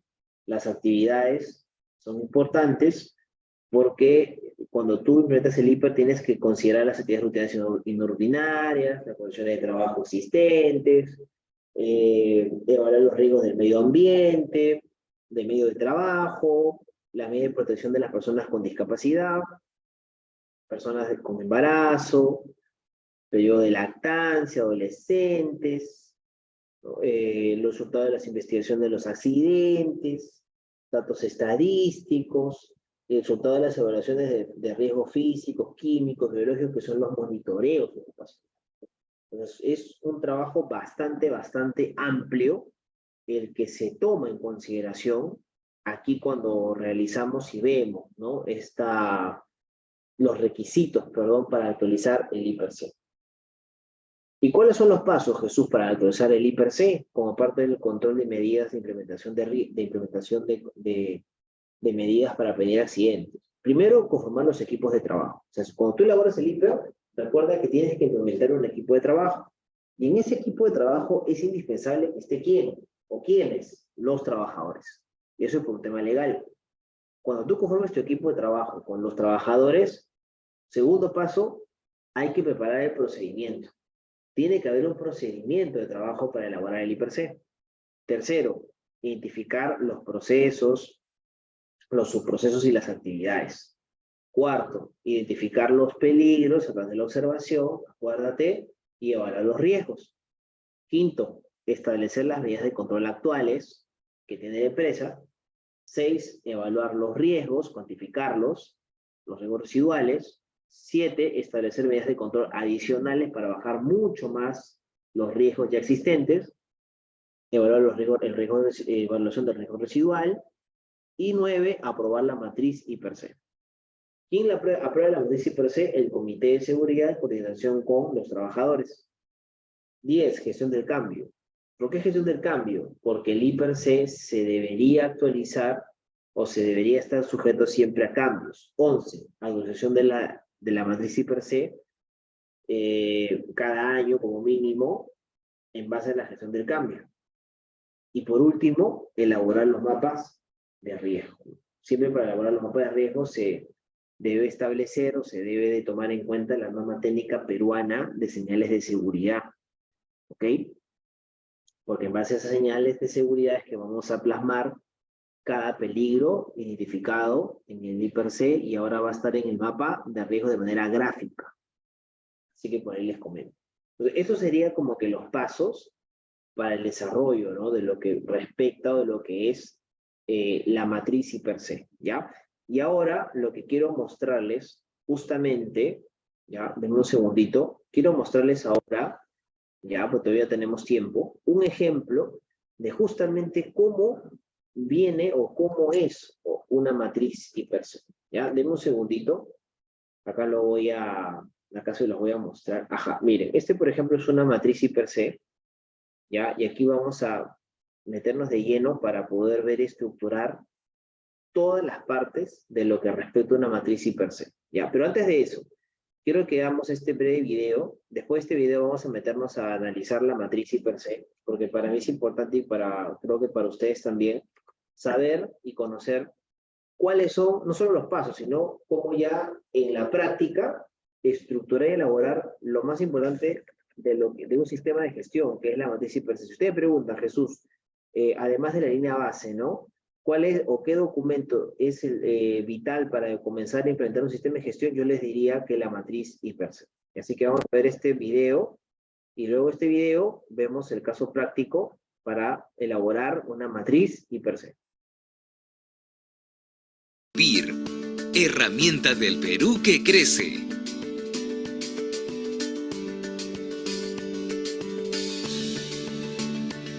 Bienvenidos. Hoy les contaré sobre una herramienta base en la gestión de la prevención de riesgos laborales, la matriz PIR.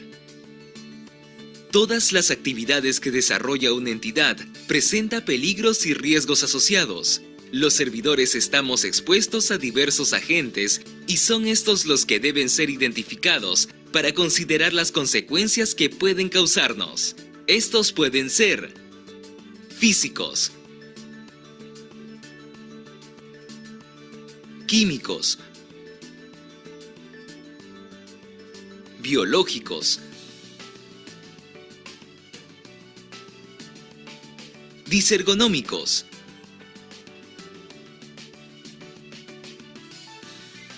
psicosociales.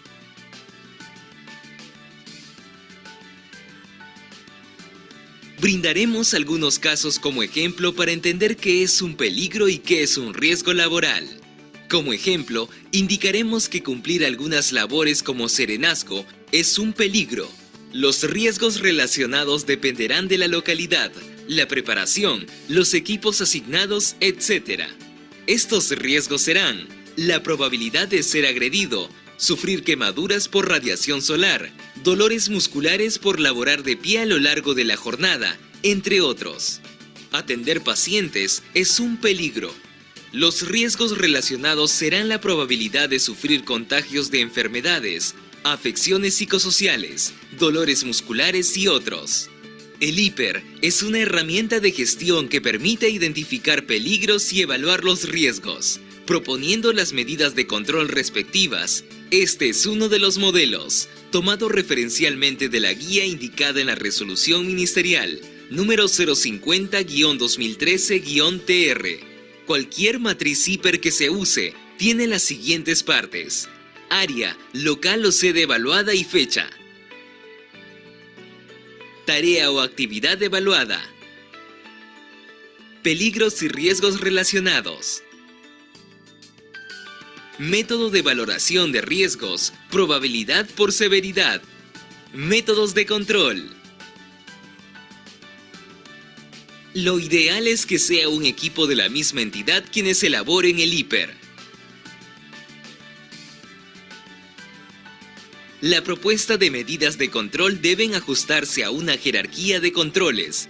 Primero eliminar, luego sustituir, controles de ingeniería, señalizar y como último nivel, la asignación de equipos de protección personal, EPP. La importancia del PIR justamente será la amplia gama de medidas de prevención que nos permitirá crear nuestro programa anual. ¿De dónde puedo saber en qué áreas hay que colocar señales? ¿De dónde puedo saber dónde aplicar programas de mantenimiento? ¿De dónde puedo determinar qué prohibiciones y recomendaciones debo plantear? ¿De dónde puedo obtener los temas de capacitación en SST? ¿De dónde puedo saber en qué puestos asignar EPP? De las medidas de control indicadas en el IPER de mi entidad. Si su entidad ya cuenta con el IPER, revísenlo y propongan las medidas que pueden mejorar lo elaborado. El IPER debe ser exhibido y conocido por todos los servidores, según lo dispone la Ley número 29783, Ley de Seguridad y Salud en el Trabajo. Te invito entonces a que promuevas la elaboración y conocimiento del IPER en tu entidad.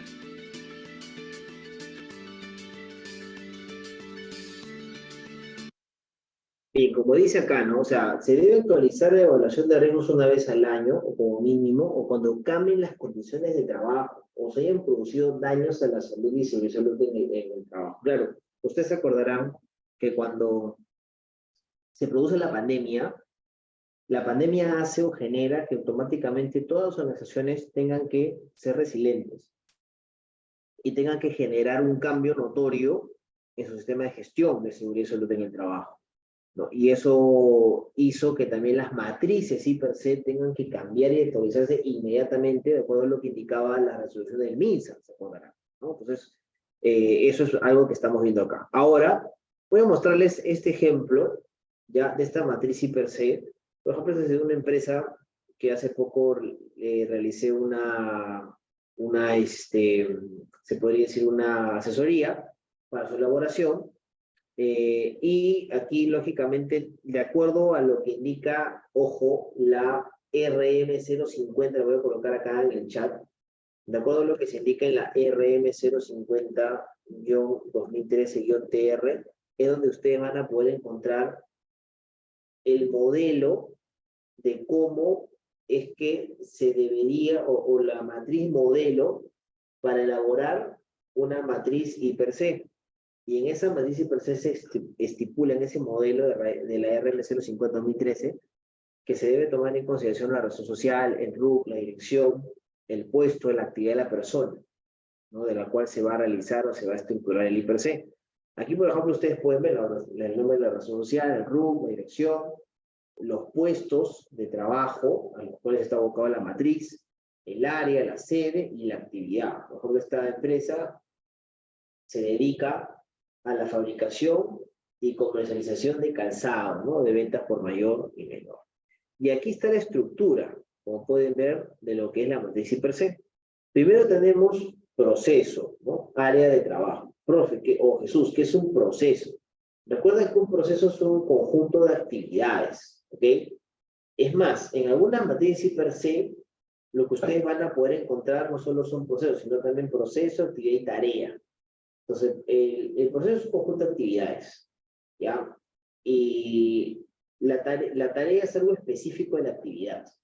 En este caso, esta matriz solamente contiene proceso, ¿no? Está un poquito más sencillo. Y el proceso es el conjunto de actividades que conjugan o que generan esa denominación específica en el área. En este caso, el proceso es la fabricación de sandalias. El puesto de trabajo o la persona que realiza esta actividad es el operario y los supervisores. ¿Cuál es la actividad realizada? La inyección de PVC a máquina Strong. Más o menos para que se dé una idea, cuando se fabrican sandalias se hacen unos moldes. El plástico ingresa por un lado, la máquina derrite, se podría decir, o amolda el PVC, que va hacia estos moldes a más de 180 grados, y se genera la inyección de plástico a esta máquina, ¿no? Para que moldee la forma de la sandalia. Después también en la matriz per se siempre tiene que ir el tipo de actividad. Si la actividad es rutinaria o no rutinaria.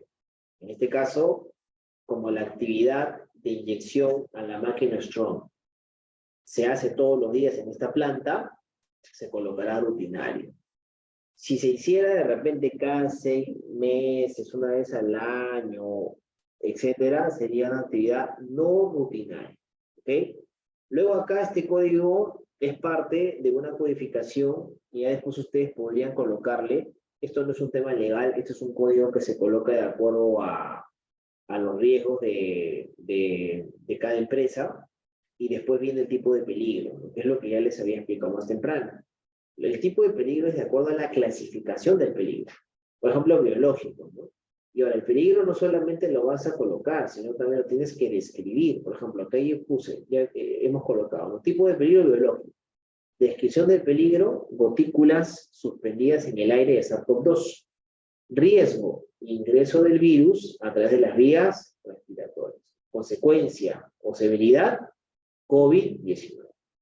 Causas. Esto es algo que también le puedes agregar, ¿no? Yo acá, o mejor dicho, en esta matriz, por ejemplo, el cliente nos pidió de que él lo que necesitaba, lo que quería era también ver qué tipo de acto o condición podría desatar o desencadenar el riesgo, ¿no? Elevar la probabilidad de que se me dé el daño. Entonces, lo que me pidió a mí en mi equipo era que también coloquemos una columna de causas. O sea, ¿cuál sería la causa, acto, condición insegura, de que la consecuencia se genere? Entonces, si se dan cuenta en las causas, puede ser o bien una condición, de repente un ambiente con aerosoles cerrado, con bioaerosoles de personas contagiadas de COVID, o puede ser un acto, ¿no? De que la misma persona no use mascarilla en un ambiente con muchas personas, ¿no? Entonces, la causa sería o bien actos o bien condiciones inseguras. Después también las materias y per se, si se dan cuenta, tienen una columna de cumplimiento legal. En este caso, cuando estamos hablando de COVID-19, el cumplimiento legal tiene que ser de acuerdo a la RM 031-2023 del MINSA y el Decreto Supremo 00005, ¿no? Del 2012, que es el reglamento de la Ley de Seguridad y Salud en el Trabajo. Y ustedes dirán, ¿y por qué cumplimiento legal, Jesús? Porque el cumplimiento legal es algo que se tiene que tomar también mucho en cuenta porque recuerden que el tema de seguridad lo hablamos más temprano, lo hablamos al principio, lo hablamos cuando iniciamos, parte de un aspecto legal. ¿Y a quién afecta esas consecuencias del COVID-19? ¿A qué afecta? ¿A la seguridad o a la salud? Y eso también es algo que lo podrías considerar en tu matriz CIPA. Afecta a la salud. ¿Okay? Y aquí en controles existentes vamos a colocar cuáles son los controles que actualmente la empresa, en este caso, ¿no? La organización, ha considerado o tiene dentro de su matriz o dentro de su gestión para prevenir la COVID-19. Y aquí vemos que tenemos los controles separados, los controles de ingeniería, controles administrativos y controles de EPPs. Y aquí vemos que como control administrativo, la empresa tiene o realiza inspecciones de seguridad y salud en el trabajo según su plan COVID, y como EPP utilizan protección respiratoria, guantes y lentes, como EPP. ¿Ok? Y aquí en probabilidad, la probabilidad está dividida, si se dan cuenta, miren, en 4 indicadores. El primero son las personas expuestas, segundo, controles existentes, tercero, capacitación, y cuarto, exposición al riesgo, ¿no? Entonces acá, en personas expuestas, es la cantidad de personas que están expuestas al virus. En este caso se coloca 1, hay una clasificación del 1 al 3, controles existentes 1, capacitación 2, exposición al riesgo 3. La suma de todos estos, de todo esto que voy a colocar en color amarillo, te va a dar el nivel de probabilidad, NP. NP significa nivel de probabilidad, ¿ok? Que es lo que voy a colocar de color naranja. El NS es el nivel, ¿no? En este caso, de severidad, que de acuerdo a las consecuencias dañinas que te podría generar el COVID, se le coloca o se ha considerado nivel de severidad 3. ¿Ok? Entonces, el nivel de probabilidad por el nivel de severidad, la multiplicación, estos dos se multiplican, ¿qué cosa me va a dar? El nivel de riesgo. 7 por 3, ¿cuánto es? 21. ¿Ok? Si yo comparo ese 21 con mi, se podría decir, cuadro, ¿no? De clasificación del IPE, por eso es importante el procedimiento. Acuérdense los pasos para elevar el IPE, ¿no? Una vez que tú identificas, o mejor dicho, conformas tu grupo que va a elaborar el IPER, tienes que tener un procedimiento. Y en ese procedimiento tiene que estar tu tabla de consecuencias versus probabilidad. Entonces, si ya yo tengo mi nivel de riesgo 21, al multiplicar probabilidad por severidad, ¿no? O consecuencia, entonces 21, ¿qué significa? Según mi criterio de significancia, el riesgo es importante. Es importante. O sea, hay una alta probabilidad de que lamentablemente las personas se contagien de COVID-19. ¿Ok? Por lo tanto, ¿qué puedo hacer yo para disminuir dicha probabilidad? Algo tengo que hacer, definitivamente. No lo puedo dejar en importante. Porque si yo lo dejar en importante significa que no estoy aplicando de manera correcta la metodología o jerarquía, perdón, de controles, ¿no es cierto? Entonces, ¿qué controles propuestos? Acá está, lo voy a poner de otro color, ¿ya?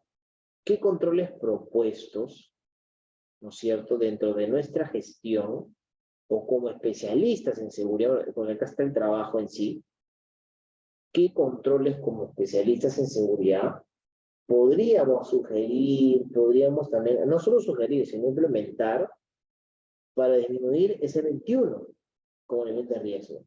Tenemos nuevamente, ¿no?, controles de eliminación, control de sustitución, control de ingeniería, control administrativo y EPPs. Dentro de lo que son controles administrativos vemos, ¿no?, que un control que se había considerado es la capacitación del IPER en la actividad. ¿Y por qué la capacitación en el IPER? Con el IPC? Porque recuerden que el IPC es un documento matriz, es el documento base que todo trabajador tiene que entender, conocer, para que al menos sepa qué medidas de control tiene que seguir y cumplir para disminuir la probabilidad de daño.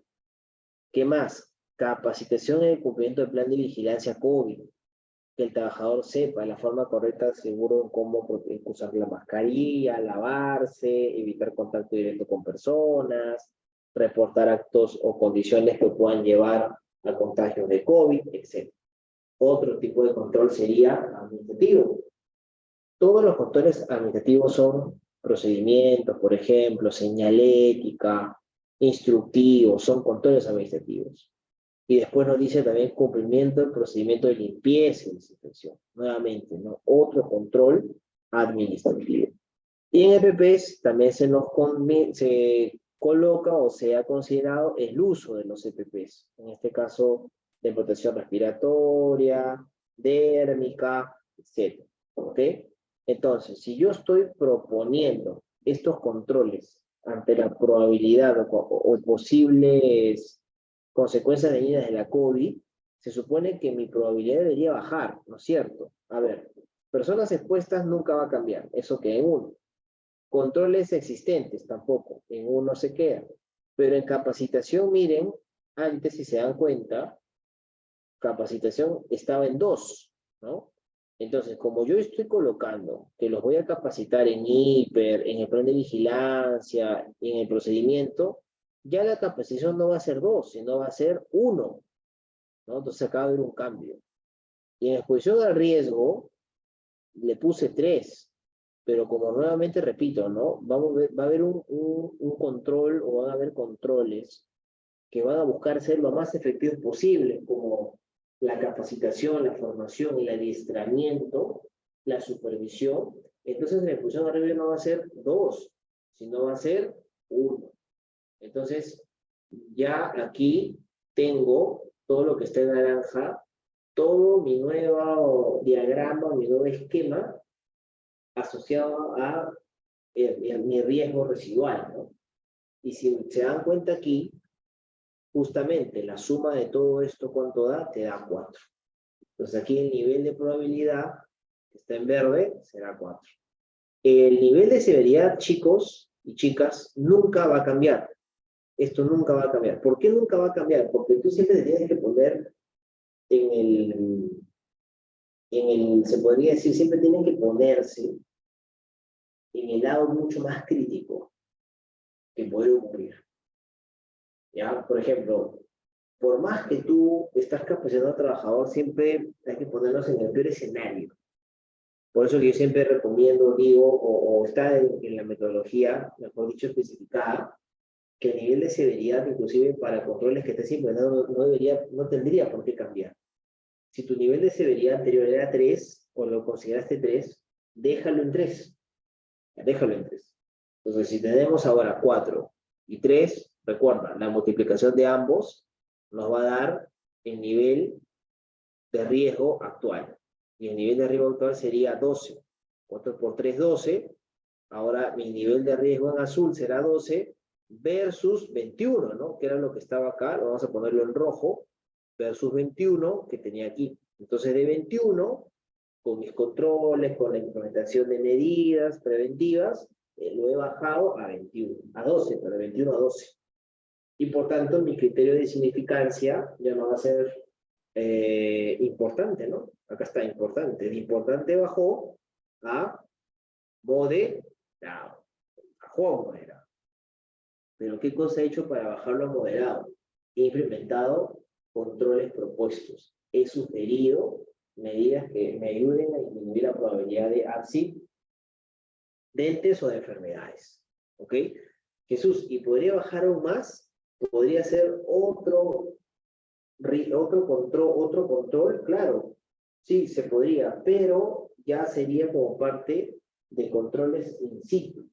Entonces, esos controles in situ ya serían parte o sería más recomendable hacerlo en una ATS. Ahora, y aquí también quiero comentarles algo adicional antes de pasar a las preguntas finales. Una cosa es el I/C, que es lo que les estoy mostrando en pantalla, y que a grosso modo les he explicado su elaboración, y que es un documento importante, auditable, encima tiene que estar exhibido en la empresa, etc. Pero otra cosa es el ATS.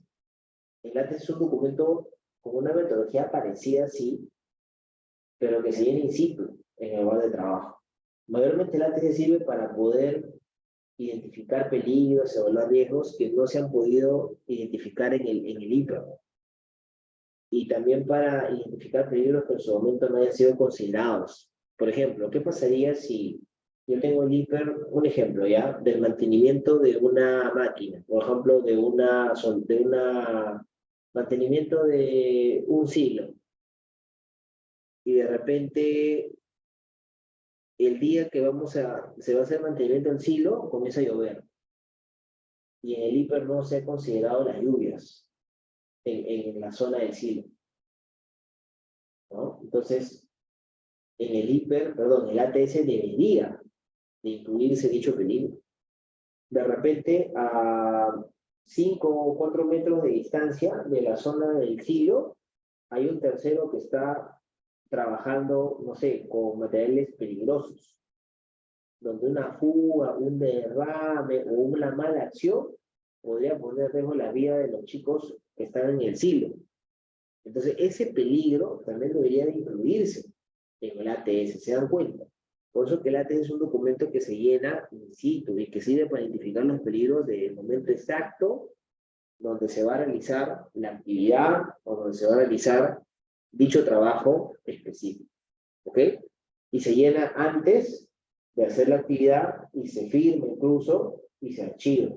Y es diario. Si tú durante una semana vas a realizar taladrado, los 5 o 7 días que te demores tienes que llenar tu ATS. Acá no, acá este es un formato único, que se actualiza una vez al año, o menos incluso, ¿no? Dependiendo de las condiciones de trabajo, dependiendo también de las condiciones de la empresa, ¿no? Y todo lo que hemos justamente conversado. ¿Ok? Y bueno, chicos, adicionalmente a esto, es importante que ustedes también cuenten con un procedimiento, que ustedes también cuenten con un grupo de personas de seguridad que nos puedan asesorar y que también lleven esto a sus capacitaciones de seguridad y salud en el trabajo, ¿no? Con esto termino para pasar las preguntas. Mayormente también las consultas que me han hecho es Jesús, pero ¿cómo puedo ser yo para que mi trabajador entienda, ¿no?, la metodología I per se. Y la respuesta que yo siempre doy es que traten de hacerlo lúdico, o sea, traten de siempre capacitar en el hiper, quizás con tarjetas, quizás con ayuda visual, usando bastantes figuras, bastantes imágenes, repito, porque créanme que eso va a captar mucho mejor la visibilidad de esos trabajadores, va a generar un mayor dinamismo y un mayor interés en sus trabajadores. Recuerden que el trabajador solamente está atento los 10 o 15 minutos de su capacitación, después hay que interactuar con él constantemente. Entonces, para que cuando tú llegas, ¿no?, a la capacitación y él ve una sala inmensa de conceptos que quizás nunca he escuchado, es complicado. Entonces, por ahí les dejo esa recomendación. Tampoco no los capaciten de repente ya al final de la jornada de trabajo, después del almuerzo, ¿no?, porque mayormente son horarios donde el trabajador o bien está cansado o bien podría estar con sueño, ¿no?, después de almorzar. Entonces, por ahí les dejo esas recomendaciones, estimados.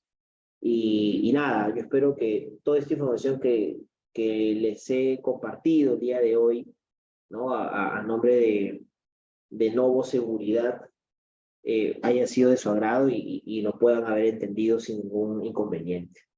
Y bueno, ahora entonces estoy predispuesto con toda la confianza del mundo a las preguntas, consultas que ustedes tengan de su parte, ¿sí? Así que si tienen preguntas, consultas, por favor, tenemos tiempo exacto para poder absorberla, chicos, con toda confianza.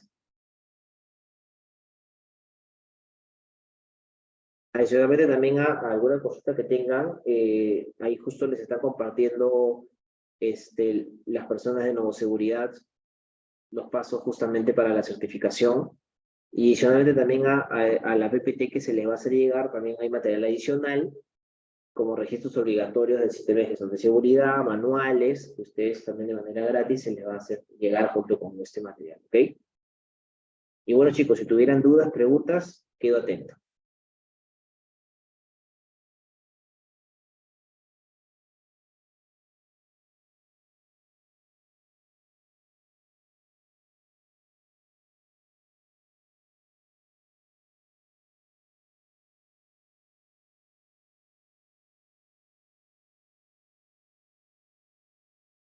Por acá tengo una pregunta. A ver, Giovanni dice, Jesús, ¿cuál es la diferencia entre hiper e hiper C? Bueno, en realidad es lo mismo. O sea, no hay diferencia. Lo que pasa es que lo correcto es decir hiper C. ¿Por qué? Porque cuando tú dices hiper C, estás considerando la C de controles, ¿no? Más bien lo incorrecto es decir hiper, ¿no? ¿Por qué? Porque cuando dices hiper, estás considerando identificación de peligros, evaluación de riesgos, pero no estás considerando los controles. Entonces, para que se cierre el círculo, lo ideal es decir o hablar en términos de hiper C. Pero es lo mismo, en realidad, es lo mismo. Salvo en Mina, que en Mina sí creo que no está más mencionárselos. En Mina sí hay hiper C continuo, hiper C línea base también, y específicos, ¿no? Que son algunos hiper C mucho más abocados a lo que es la parte más de campo, sobre todo, ¿no? El hiper C línea base es un hiper C matriz, el hiper C continuo es el que se hace en campo, y el específico de acuerdo a cada actividad que la persona realice, sobre todo alto riesgo. Espero haber respondido la pregunta y si hay otra más, un gusto.